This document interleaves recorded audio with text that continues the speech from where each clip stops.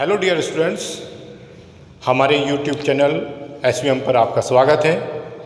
यह चैनल हमारे विद्यालय श्री अजीत सिंह सरस्वती विद्या मंदिर एमबेटेक की ओर से ऑर्गेनाइज किया जा रहा है। इस पर मैं अनुरंजन गुप्ता आपको फिजिक्स टीच करेंगे। आज जो हम टॉपिक ले रहे हैं वो ले रहे हैं इलेक्ट्रिक करंट। इलेक्ट्रिक करंट क्या है? इलेक्ट्रिक करंट क्या है, इसके विषय में विस्तार से जानते हैं।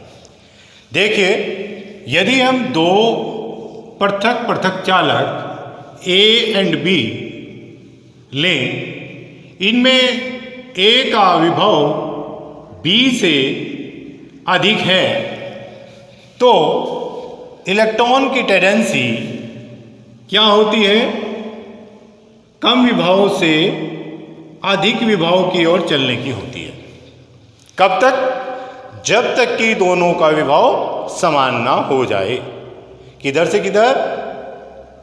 कम पोटेंशियल की तरफ से अधिक पोटेंशियल की ओर चलने की होती है, जब तक कि दोनों का विभव समान ना हो जाए। ठीक है, इन इलेक्ट्रॉनों के चलने को ही हम धारा कहते हैं, या दूसरे शब्दों में क्या कह सकते हैं कि अगर कोई धनावेश है, पॉजिटिव चार्ज है, वो किधर से किधर चलाएगा?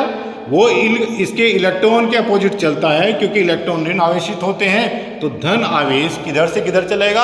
अधिक से कम की ओर चलेगा, जब तक कि दोनों का पोटेंशियल समान ना हो जाए। इस इलेक्ट्रॉन के या धनावेश के चलने को ही हम क्या कहते हैं? विद्युत धारा।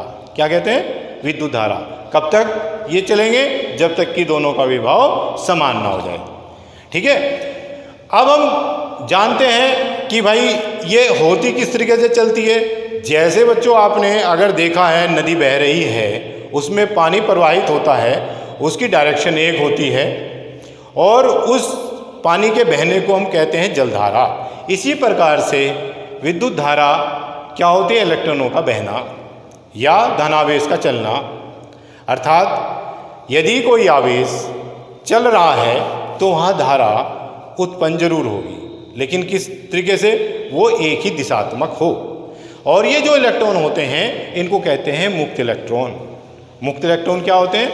किसी भी धातु के आउटर मोस्ट ऑर्बिट में उपस्थित इलेक्ट्रॉनों की संख्या जो बाहर से एनर्जी पाकर अपनी कक्षा को छोड़ देती है और धातु के टुकड़े पर, उसके सतह पर एट रैंडम अनियमित गति करते रहते हैं, उनको कहते हैं मुक्त इलेक्ट्रॉन या फ्री इलेक्ट्रॉन। तो बच्चों, अब हम आगे पढ़ते हैं कि भैया धारा ये कितने प्रकार की होती है और इसकी डेफिनेशन क्या है। तो डेफिनेशन निकल कर आती है यहाँ से परिभाषा कि आवेश प्रवाह की दर किसी चालक में आवेश प्रवाह की दर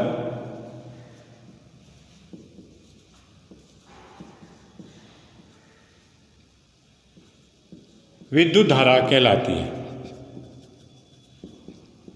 विद्युत धारा कहलाती है, यानी कि प्रति सेकंड कितना आवेश किसी चालक में प्रवाहित होता है, चलता है, उसको हम क्या कहेंगे? इलेक्ट्रिक करंट, यानी कि विद्युत धारा। अब ये विद्युत धारा कितने प्रकार की होती है? ये दो प्रकार की होती है। एक अस्थायी धारा और एक परिवर्तित धारा। अस्थायी विद्युत धारा और ये आ जाएगी परिवर्तित विद्युत धारा।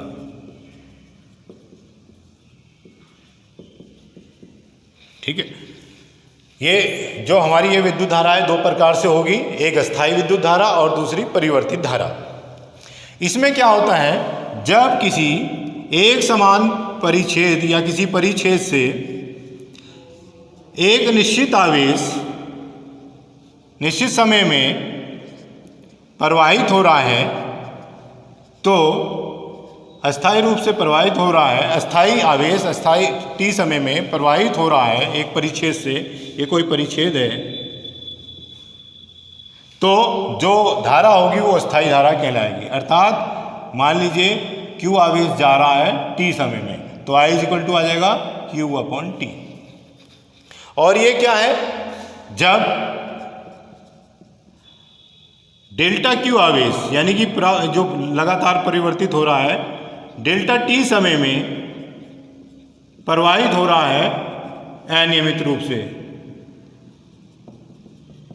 तो हमारी औसत धारा जो हो जाएगी वो डेल्टा Q/डेल्टा T हो जाएगी।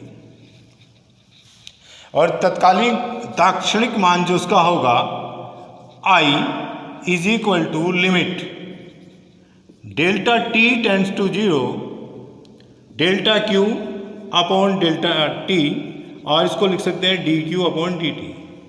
यानी कि एक मैथमेटिकल इक्वेशन बन गई है, हम किसी भी समय इस धारा के मान को इस इक्वेशन से निकाल सकते हैं। देखिए बच्चों, हमारे पास अगर हम इस पर ध्यान दें तो जो हमारे पास इस धारा का मात्रक आया है, यहाँ से ध्यान दें, इस धारा का मात्रक, क्योंकि जो आवेश नापते हैं हम कूलाम में नापते हैं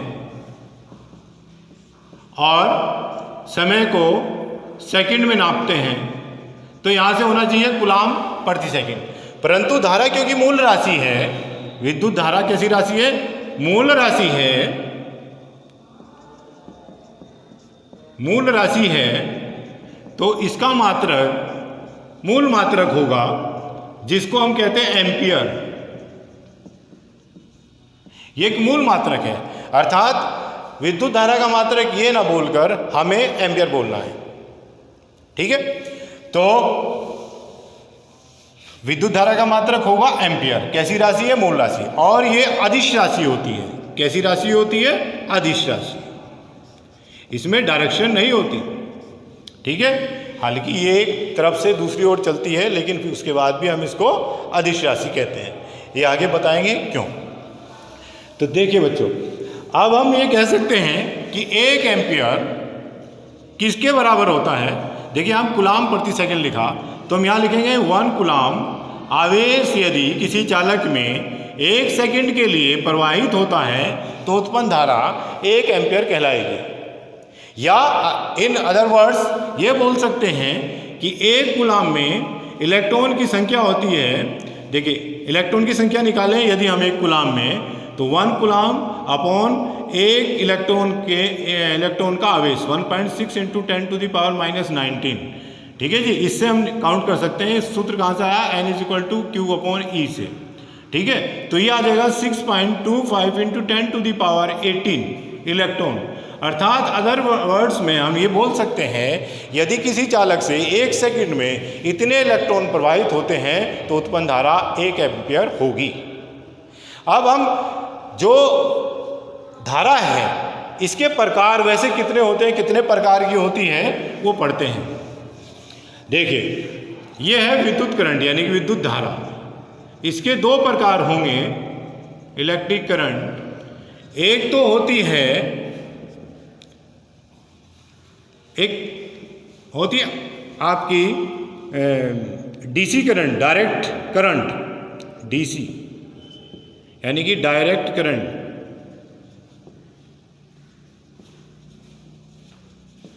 और एक होती है एसी, ऑल्टरनेटिंग करंट।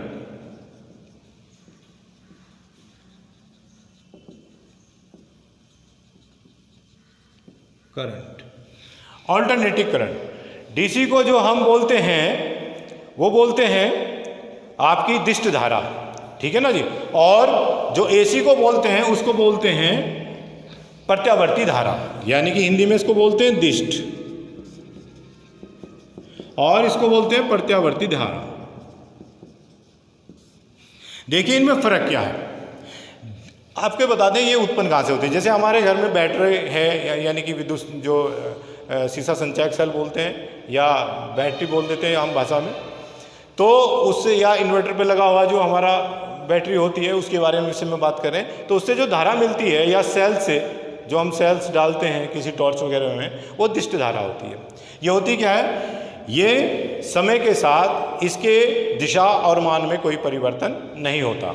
यानी कि अगर हम इसका ग्राफ खींचें तो उसका ग्राफ एक सीधी लाइन आ जाती है। इसमें समय के साथ इसके परिमाण व दिशा में कोई परिवर्तन नहीं होता, ठीक है, इसलिए ये डायरेक्ट करंट है। यानी कि ये टाइम और इधर ये उसका परिमाण, ठीक है। लेकिन ये प्रत्यावर्ती धारा में क्या होता है कि इसके परिमाण व दिशा में आवर्ती रूप से समय के साथ परिवर्तन होता है। यानी कि कैसे साइन कर्व बनता है इसमें इस प्रकार से, यानी कि इधर ये आई नॉट और इधर ये आई नॉट, ये माइनस ये प्लस और ये टाइम टी है, समय के साथ परिवर्तन हो रहा है। एक बार ये अपर वाले पार्ट में जो है पॉजिटिव की तरफ क्या हो रहा है, मैक्सिमम तक जाती है, फिर धीरे धीरे घटती है, फिर नीचे आती है, यानी कि नेगेटिव वाले पार्ट में आ जाती है। मैक्सिमम होने के बाद फिर उस मार्ग को पुनः दोहराती है। इस धारा को हम कहते हैं प्रत्यावर्ती या ऑल्टरनेटिव करंट, ठीक है। यही धारा हमारे घरों में आती है और इन दोनों को हम आपस में बदल सकते हैं। जो हम डीसी को एसी में बदलते हैं, जो घरों में इन्वर्टर लगता है उसके द्वारा बदलते हैं, और जो एसी को डीसी में बदलते हैं वो किसके द्वारा बदलते हैं, रेक्टिफायर के द्वारा बदला जाता है, ठीक है बच्चों। तो हम इस पूरे करंट को इस प्रकार से पढ़ सकते हैं और जान सकते हैं। तो डियर स्टूडेंट, आज का मेरा टॉपिक यहीं तक था, फिर नेक्स्ट टॉपिक में मिलते हैं आपको। धन्यवाद।